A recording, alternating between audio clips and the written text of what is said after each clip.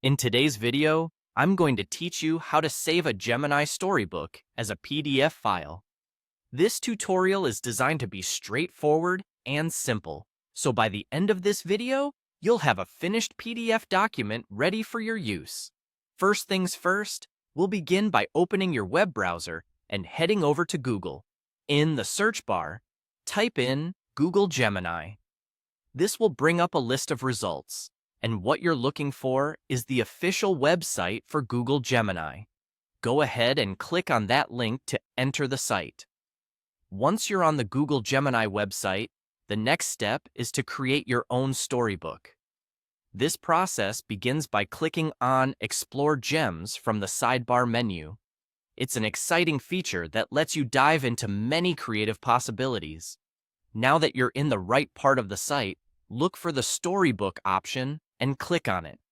This is the main hub for creating and editing storybooks. Next, it's time to showcase your creativity. You'll need to make a prompt for your storybook. For this example, let's go with a narrative about a puzzle-loving girl named Letha. In the story, Letha learns that cheating in a school game hurts trust, but bravely tells the truth and remedies her mistake. She then uses her coding skills to create a Playfair challenge that teaches children about the joy of honest play and second chances. You can customize your story however you like, but ensure your prompt is clear and engaging. Once your story is set, click on the Submit button. This action finalizes the creation of your storybook and brings you to the page where you can view your work. With your masterpiece complete, the next step involves preparing it for download. To do this, look for a print icon on the page and click on it.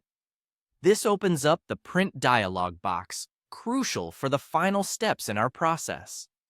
In the print dialog box, you'll see various print options.